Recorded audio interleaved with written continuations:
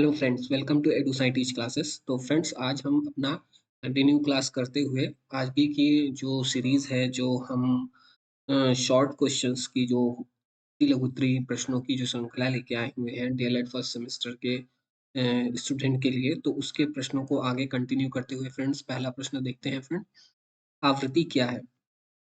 आवृत्ति वह मान है जो जितनी बार आता है। यानी कि आपने देखा होगा कि जैसे कि कोई संख्या है 1 2 3 4, फिर 2 2, इस तरह के। देखिए, इसमें दो बार जो मतलब दो से तीन बार जो मतलब कि दो नंबर है, ये बार बार आ रहे हैं मतलब इस लाइन में।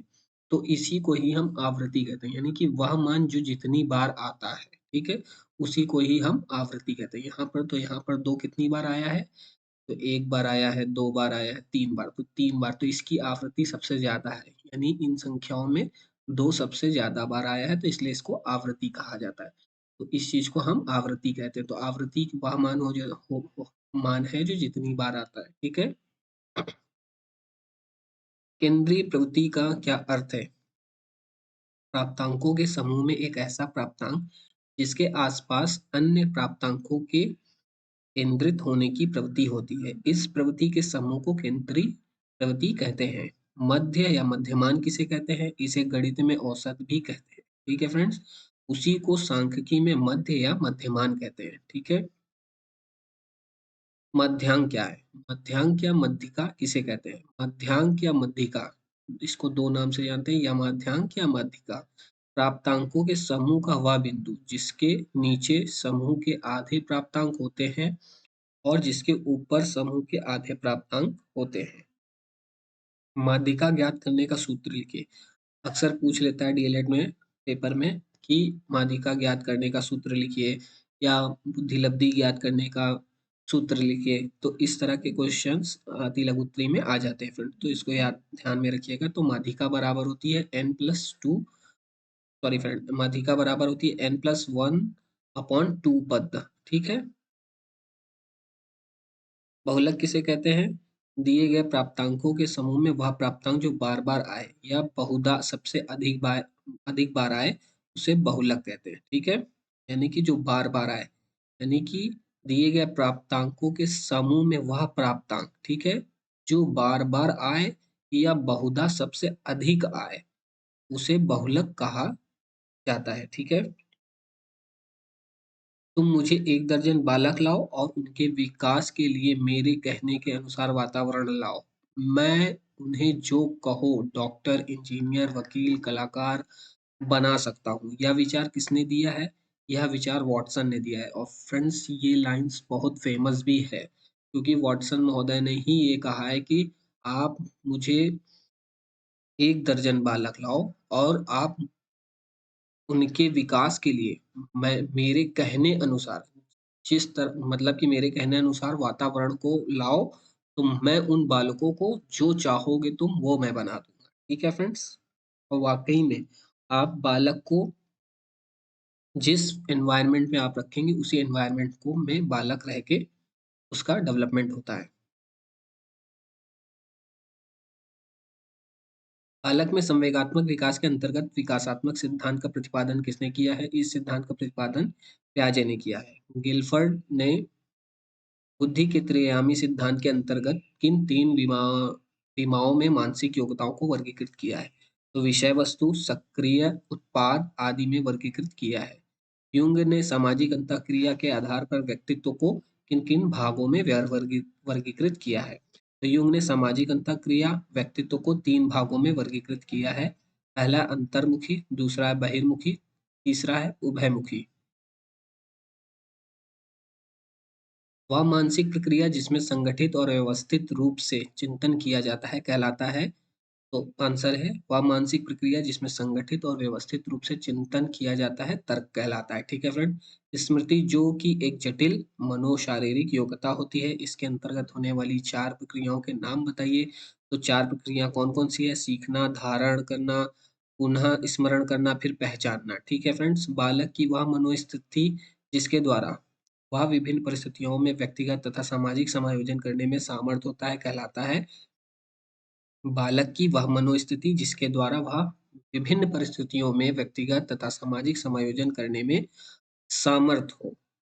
सामर्थ होता है वह मानसिक स्वास्थ्य कहलाता है। ठीक है फ्रेंड। जब बालक किसी तथ्य कार्य को दूसरे बालक के तथ्य कार्य को देखकर उसके तरह सीखता है, तो वह सीखने की कौन सी विधि कहलाती है? तो यह अनुकरण विधि कहलाती है। ठीक है फ्रेंड। यानी कि कोई बालक किसी बालक को देखकर अगर किसी चीज को सीखता है, या किसी भी पर्सन को देखकर कोई छोटा बालक अगर उस तरह कार्य करने को सीखता है, तो उसको अनुकरण विधि कहते हैं। अनुकरण द्वारा यानी ऑब्जॉर्व करके, यानी एक्वायर करके किसी चीज को सीखना। ऑब्जॉर्व, सॉरी फ्रेंड, यहाँ मैंने बोल दिया एक्वायर करके, यानी किसी चीज को अर्जित करके उसके तरह हूबहू अनुकरण करके, नकल करके अगर कोई बच्चा उस तरह कॉपी करके कुछ करता है, तो उसे अनुकरण विधि कहलाती है। ठीक है फ्रेंड्स। अन्य बातों के समान होने पर कोई बालक कई बार अभ्यास करते करते कोई चीज सीख ले, तो सीखने की यह विधि थॉर्नडाइक की किस विधि के अंतर्गत आता है? तो अभ्यास एवं त्रुटि विधि के अंतर्गत आता है। यानी क्या कहा गया है प्रश्न में? अन्य बातों के समान होने पर कोई बालक कई बार अभ्यास करते करते, देखिए फ्रेंड्स यहाँ पर अभ्यास करते करते यानी क्वेश्चंस में ही आंसर छुपा हुआ है। और थॉर्नडाइक ने की कौन सी विधि है? अभ्यास एवं त्रुटि की विधि, जिसे हम ट्रायल एंड एरर थ्योरी भी कहते हैं, थॉर्नडाइक की। जब एक कुत्ते के सामने पहले घंटी बजाई जाती है, फिर उसके सामने भोजन का टुकड़ा दिया जाता है और कुत्ता लार स्त्राव करता है, यह प्रक्रिया कई बार होने के बाद प्रयोगकर्ता द्वारा घंटी बजाने की बिना भोजन दिए ही कुत्ते द्वारा स्त्राव करना, यानी लार का जो स्त्राव है वो होना स्टार्ट हो जाता है बिना भोजन दिए ही, घंटी जैसे ही बजती है वैसे ही। किसके और कौन से सिद्धांत के अंतर्गत आता है? तो ये पावलोव ने दिया है। ठीक है फ्रेंड। तो ये इस सिद्धांत का नाम क्या है? संबंध प्रतिक्रिया सिद्धांत के अंतर्गत आता है। ठीक है। और सिद्धांत किसने दिया है? इवान पावलोव ने। ठीक है। सॉरी फ्रेंड, यहाँ पेन चल जा रहा है।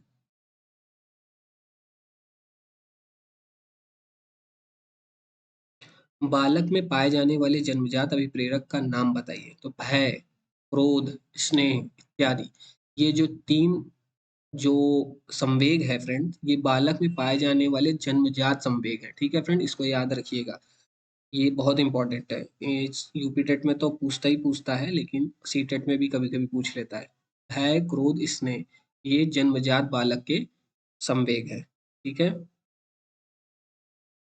वह प्रवृत्ति जो बालक में होने पर किसी वस्तु, व्यक्ति या प्रतिक्रिया के प्रति ध्यान केंद्रित करता है और उससे उसका लगाव हो जाता है, कहलाता है रुचि कहलाता है। ठीक है फ्रेंड। अभी अवर्गीकृत या अनग्रुप्ड डाटा प्रदत्त के अंतर्गत विषम संख्या होने पर माध्यिका ज्ञात करने का सूत्र क्या होता है? तो m बराबर n, ब्रैकेट में n प्लस 1/2। ठीक है, ब्रैकेट क्लोज।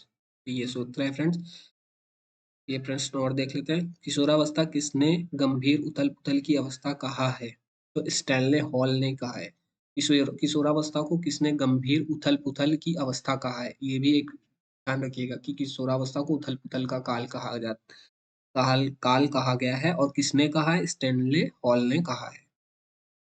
देख लीजिए, बुद्धिलब्धि की जो सूत्र है उस ज्ञात करने का, वो उस पे एक क्वेश्चन पूछ लिया है और घुमा के पूछा है कि मानसिक आयु बटे वास्तविक आयु गुणे 100 सूत्र किसका मापन करता है या किया किया जाता है? इस सूत्र के द्वारा किसका मापन किया जाता है? तो बुद्धिलब्धि यानी आईक्यू का ये सूत्र है। ठीक है फ्रेंड।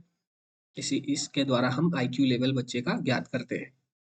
वह मानवीय योग्यता जिसके द्वारा व्यक्ति किसी नवीन रचना को, विचार को प्रस्तुत करता है, कहलाता है, या योग्यता सृजनात्मकता है। ठीक है। शारीरिक रचना, बुद्धि, रुचि, व्यक्तित्व आदि गुणों में एक व्यक्ति का दूसरे व्यक्ति से भिन्न होना कहलाता है व्यक्तिगत भिन्नता। ठीक है।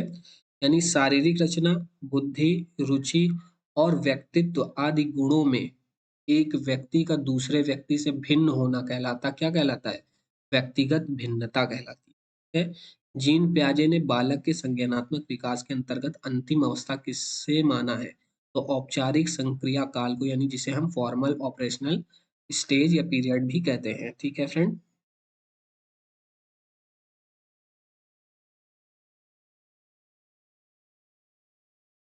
सिगमंड फ्रायड द्वारा प्रतिपादित व्यक्तित्व विकास के सिद्धांत को कहा जाता है मनोविश्लेषणात्मक सिद्धांत, जिसे हम साइको एनालिटिकल थ्योरी भी कहते हैं। परोक्ष वस्तुओं के संबंध में चिंतन करना कहलाता है कल्पना। एक ऐसा उत्पादक चिंतन जिसमें किसी समस्या का समाधान करने के लिए गत अनुभवों को नए ढंग से संगठित समायोजित किया जाता है कहलाता है तर्क। ठीक है। व्यक्ति की वह मनोस्थिति जिसके द्वारा वह विभिन्न परिस्थितियों में सामाजिक तथा व्यक्तिगत समायोजन स्थापित करने में सामर्थ होता है कहलाता है मानसिक स्वास्थ्य। सीखने की मात्रा तथा समय के परस्पर संबंध को चित्रांकित करने पर जो वक्र रेखा प्राप्त होती है कहलाती है सीखने का वक्र। जब कोई बालक सीखने को तत्पर होता है तब वह जल्दी से चीजों को सीखता है। यह थार्नडाइक के सीखने के किस नियम के अंतर्गत आता है? तो तत्परता का नियम आता है, क्योंकि जब बालक किसी चीज को करने के लिए तत्पर होगा यानी इच्छुक होगा, उसके अंदर रुचि उत्पन्न होगी करने के लिए, और उस चीज को करने के लिए उसके अंदर मन से या तत्परता की भावना उत्पन्न होगी कि नहीं मुझे इस चीज को करना है, और तो वो क्या करेगा उस चीज को, उस एक्टिविटी को वो क्या करेगा, जल्दी से सीख जाता है। तो इसी को थॉर्नडाइक के किस नियम में रखा गया है? इसको तत्परता का नियम के अंतर्गत थॉर्नडाइक ने रखा है। ठीक है। सीखने के किस सिद्धांत के अंतर्गत व्यक्ति संपूर्ण परिस्थिति के प्रत्यक्षीकरण के आधार पर सीखता है? तो गेस्टाल्ट सिद्धांत। ठीक है। वे प्रेरक जिन्हें व्यक्ति अपने प्रयासों से प्राप्त करता है कहलाता है अभिरुचि यानी इंटरेस्ट, अथवा अभिवृत्ति यानी जिसे हम एटीट्यूड कहते हैं। अधिगम, धारणा, पुनः स्मरण तथा पहचान आदि प्रक्रियाएं किसके अंतर्गत आते हैं? स्मृति के अंतर्गत आते हैं। अप्राप्तांक जो किसी प्रदत्त समूह को दो बराबर भागों में बांटता है यह कहलाता है मध्यांक कहलाता है। ठीक है। बाल विकास के अंतर्गत विबाल्यावस्था की अवधि कौन सी मानी जाती है? तो 6 से 12 वर्ष की अवस्था को बाल्यावस्था के अंतर्गत रखते हैं। ठीक है। अशिक्षित व्यक्ति बालकों की बुद्धि का मापन किस परीक्षण से करते हैं? तो अशाब्दिक बुद्धि परीक्षण। बालक के संवेगात्मक विकास से संबंधित विकासात्मक सिद्धांत का प्रतिपादन किसने किया? जीन प्याजे ने किया। जीन प्याजे द्वारा प्रतिपादित बालक के संज्ञानात्मक विकास से संबंधित तीसरी अवस्था क्या कहलाती है? तो मूर्त संक्रिया काल, जिसे हम कॉन्क्रीट ऑपरेशनल पीरियड या स्टेज भी कहते हैं। ठीक है फ्रेंड। जीन प्याजे ने 4 स्टेजेस दिए हैं फ्रेंड, ये जो कि बहुत मोस्ट इंपॉर्टेंट है, यूपी टेट में अक्सर पूछता है, सी टेट में भी पूछता है। और उस स्टेज सब और सेंसरी मोटर स्टेज के सब स्टेजेस भी बताए हैं फ्रेंड्स। हृदन, बलबलाना, हाव-भाव, शब्द भंडार तथा वाक्य निर्माण किसी विकास अवस्था होती है। मतलब किसकी विकास अवस्था होती है? तो भाषा विकास अवस्था की अवस्था होती है। यानी कि ये क्या है फ्रेंड? जिसमें कृदन करता है बालक, बलबलाना होता है, हाव-भाव यानी जेस्चर क्रिएट करता है, जिसमें जेस्चर पोस्चर क्रिएट करता है बच्चा, शब्द भंडार उसका विकसित होता है तथा वाक्य का निर्माण किसी वाक्य का निर्माण होता है उस बच्चे के अंदर उस स्टेज में। इस मतलब कि ये विकास की कौन-सी अवस्था होती है? तो ये भाषा विकास की शैशवावस्था में, यानी शैशवावस्था में ही बच्चे में कृदन करना, जैसे रोना, फिर उसके अंदर बलबलाना, हाव-भाव, ये शब्द भंडार उसके अंदर आने लगते हैं। ठीक है फ्रेंड। व्यक्तित्व का वह प्रकार किसके अंतर्गत व्यक्ति दूसरे लोगों की लोग समाज के अन्य लोगों के प्रगति के लिए सोचकर कार्य करता है, क्या कहलाता है? तो बहिर्मुखी व्यक्तित्व वाला कहलाता है। यानी व्यक्तित्व का वह प्रकार इसके अंतर्गत आता है जो व्यक्ति दूसरे लोगों के या समाज के अन्य लोगों के प्रगति के लिए सोचकर कार्य करता है। ठीक है फ्रेंड। यानी जब व्यक्ति किसी दूसरे को सोच के कार्य करता है या समाज को सोच के कार्य करता है तो वो क्या कहलाता है? तो बहिर्मुखी व्यक्तित्व वाला कहलाता है। CAT यानी चिल्ड्रन परसेप्शन टेस्ट क्या है?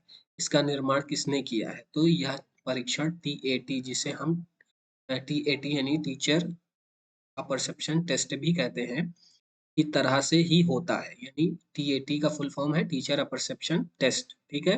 की तरह से ही होता है, परंतु अंतर केवल इतना है कि इसका प्रयोग बालकों के लिए होता है। ठीक है फ्रेंड।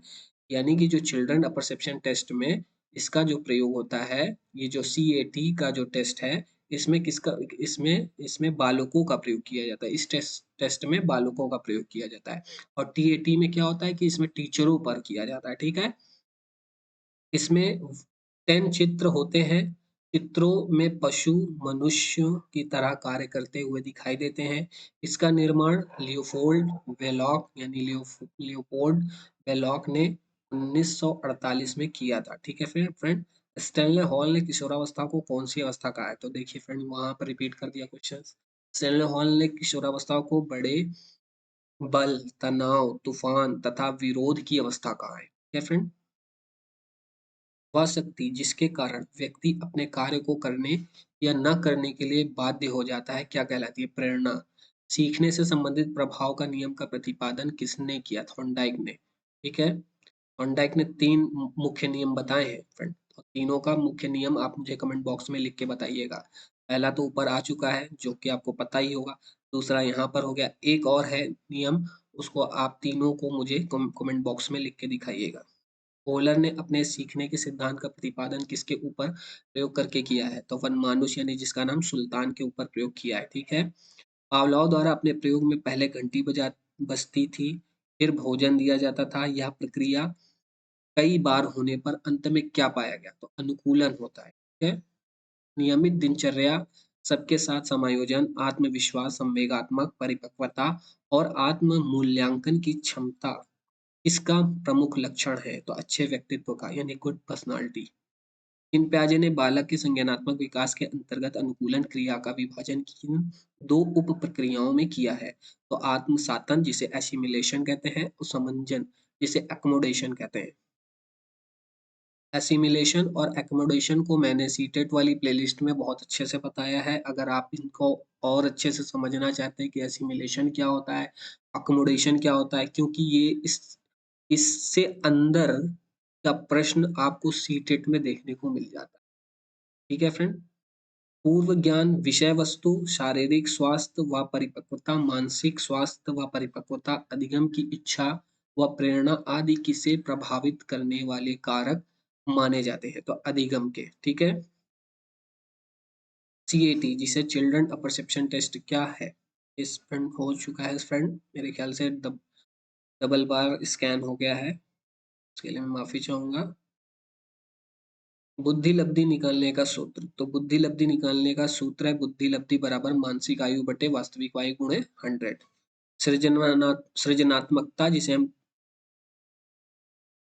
क्रिएटिविटी भी कहते हैं फ्रेंड, सृजनात्मकता से क्या आशय है? सृजनात्मकता वह अवधारणा है जिसमें उपलब्ध साधनों से नवीन या अनजानी वस्तु, विचार या अवधारणा को जन्म दिया जाता है। ठीक है, व्यक्तित्व की एक परिभाषा लिखिए। तो ऑलपोर्ट के अनुसार व्यक्तित्व व्यक्ति के भीतर उन शारीरिक गुणों का गत्यात्मक संगठन है जो वातावरण के साथ उसका अद्वितीय समायोजन निर्धारित करता है। ठीक है फ्रेंड, तो ये किसने डिफिनेशन दिया? अल्पोर्ट ने दिया है। रोर्शा पर रोर्शा परीक्षण विधि को किस मनोवैज्ञानिक ने आरंभ किया था? तो हरमन रोर्शांक ने दिया था। ठीक है फ्रेंड, तो रोर्शा परीक्षण विधि को किस मनोवैज्ञानिक ने आरंभ किया था?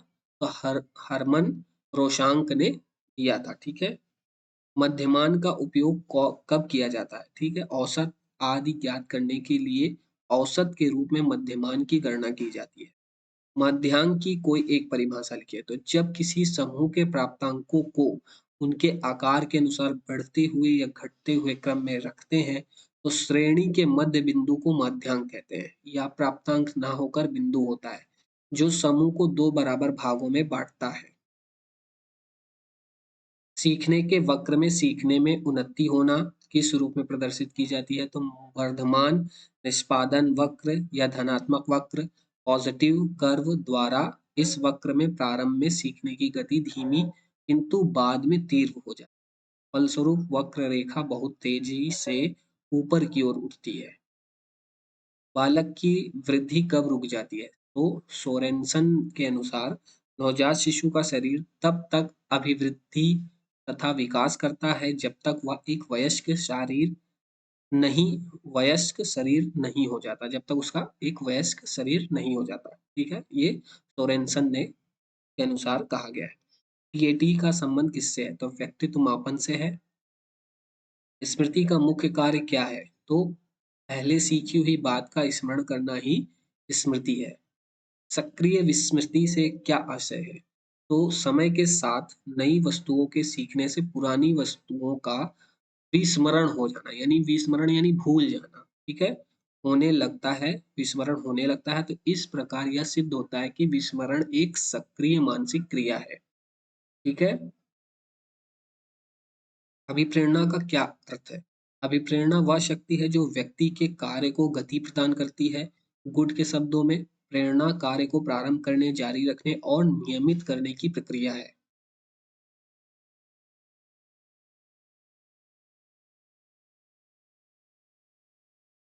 हल के अनुसार सीखने की प्रक्रिया का आधार क्या है?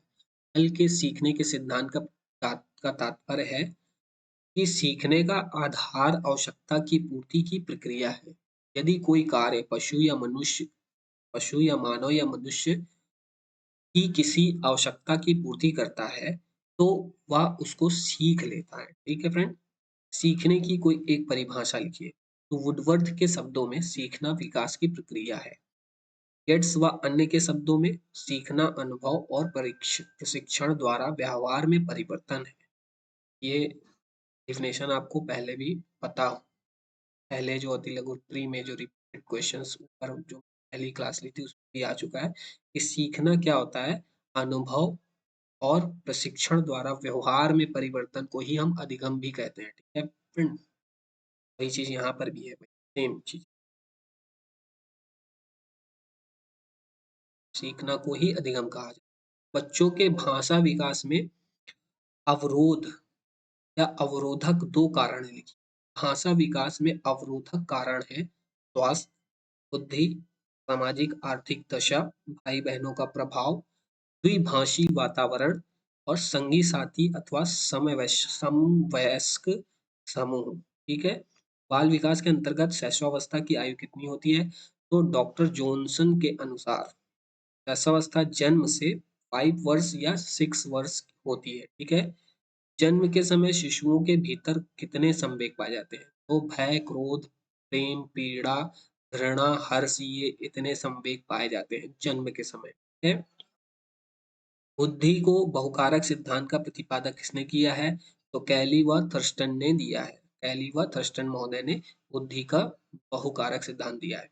अंतर्मुखी व्यक्तित्व से क्या तात्पर्य? अंतर्मुखी व्यक्तित्व इस प्रकार का व्यक्तित्व उन व्यक्तियों का होता है जिनका स्वभाव, आदतें व गुण बाह्य रूप से प्रकट नहीं रहते। ठीक है? ये आत्म केंद्रित होते हैं और सदा अपने में ही खोए रहते हैं। ठीक है? सामान्य बौद्धिक स्तर के बालक की बुद्धि लब्धि कितनी होती है? तो सामान्य बौद्धिक स्तर बुद्धि लब्धि यानी जर्मन के अनुसार है 90 से 109 तक। ठीक है? बुद्धि परीक्षण के लिए प्रयुक्त होने वाले टीएटी परीक्षण का निर्माण किसने किया? तो टीएटी प्रासंगिक अंतर्बोध परीक्षण, ठीक है, का निर्माण मुर्गन व मुरे ने 1935 में किया था। बालक के केंद्रक में समय सामान्यताएं कितने गुणसूत्र होते हैं? तो 23 जोड़े होते हैं। ठीक है? सीखने का स्थानांतरण संप्रत्यय को स्पष्ट कीजिए। कृपया पुस्तक का पृष्ठ संख्या 164 देखें, यानी कि जो मैंने ऊपर जो सीरीज करा चुकी है उसमें ये स्थानांतरण वाला क्वेश्चन आ चुका है, आप देख लीजिएगा। बालक के कोशों एवं पेशियों में समय के साथ साथ होने वाला वह परिवर्तन जिसके कारण वह निश्चित समय पर ही कोई कार्य करने के योग्य होता है, क्या कहलाता है? परिपक्वता। ठीक है? ऐसे में स्थानांतरण का बता देता हूँ कि जब किसी अनुभव का या किसी अनुभव के किसी चीज को सीखने से जो अनुभव प्राप्त होता है, उस अनुभव से किसी दूसरे कार्य को सीखने में उस अनुभव का प्रयोग करके जब हम किसी कार्य को सीखते हैं तो उसी को ही हम सीखने का स्थानांतरण कहते हैं। ठीक है? समझ गए फ्रेंड? यहाँ भी समझा दिया हूँ, वहां तो मैंने समझाया ही, यहाँ मैंने फिर भी समझा दिया। जान लीजिए। और ये प्रश्न देख लेते हैं। बालक के कोशों एवं पेशियों में समय के साथ साथ होने वाला वह परिवर्तन जिसके कारण वह निश्चित समय पर ही कोई कार्य करने के योग्य होता है, वह क्या कहलाता है? परिपक्वता। व्यक्तित्व एवं सामूहिक बुद्धि परीक्षण में मुख्य अंतर क्या है? तो कृपया पुस्तक संख्या सेम फ्रेंड्स, ये क्वेश्चंस रिपीट हुए हैं इसलिए यहाँ पर इस तरह लिख गया है। नहीं तो व्यक्तित्व एवं सामूहिक बुद्धि परीक्षण में मुख्य अंतर क्या है, ये ऊपर मैंने करा चुका है सीरीज वाली जो फर्स्ट सीरीज में। तो पहला आ चुकी है, अपलोड है क्लास, उसमें आप देख लीजिएगा। पावलोव ने सीखने से संबंधित अपने सिद्धांत का प्रतिपादन किसके ऊपर प्रयोग करके किया था, तो कुत्ते पर। थॉर्नडाइक ने अपने सीखने के सिद्धांत के अंतर्गत कितने नियमों की चर्चा की है, तो मुख्य नियम है, प्रथम नियम क्या है, तत्परता का नियम, अभ्यास का नियम, प्रभाव का नियम। गौड़ नियम में कौन कौन से आते हैं, गौड़ नियम 5 प्रकार का दिया है थॉर्नडाइक ने। तो पहला है बहुप्रतिक्रिया का नियम, अभिवृत्ति या मनोवृत्ति का नियम, आंशिक क्रिया का नियम, चौथा है आत्मीकरण का नियम, पांचवा है संबंधित परिवर्तन का नियम। ठीक है। प्यास, भूख, निद्रा, प्रतिष्ठा में से कौन सा अर्जित अभिप्रेरणा के अंतर्गत आता है, तो प्रतिष्ठा अर्जित अभिप्रेरणा के अंतर्गत आता है। सीखी गई सामग्री को पुनः स्मरण रखने की असफलता क्या कहलाती है, तो विस्मृति कहलाती है। ठीक है फ्रेंड्स। तो फ्रेंड्स आज की क्लास में बस इतना ही। आपका अति लघु उत्तरीय प्रश्न मेरा ख्याल से मैंने सभी करा दिया है। अब मैं कल से आपको बहुविकल्पी प्रश्नों को लेके आऊंगा, क्योंकि इस जो आपका पहला पेपर में जो भी जितने भी बहुविकल्पी आने की क्वेश्चंस की संभावना होगी उसको मैं करा दूंगा। ठीक है फ्रेंड्स। तो क्लास आपको पसंद आए तो चैनल को सब्सक्राइब, शेयर और लाइक जरूर कीजिएगा फ्रेंड्स। Thank you.